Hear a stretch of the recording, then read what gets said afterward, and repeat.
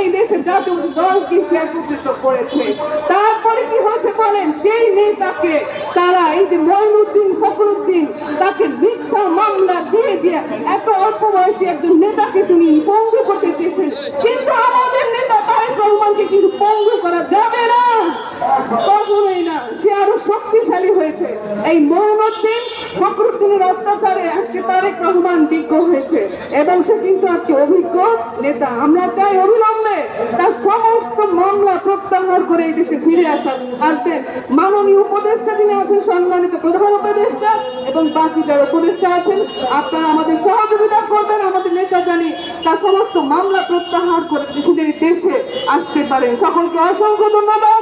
বাংলাদেশ জাতীয় দল জিন্দাবাদ, বেগম খালেদা জিয়া জিন্দাবাদ, তারেক রহমান জিন্দাবাদ, শহীদ জিয়া অমর হোক। সকলকে অসংখ্য ধন্যবাদ। বক্তব্য রাখার জন্য বিনীত অনুরোধ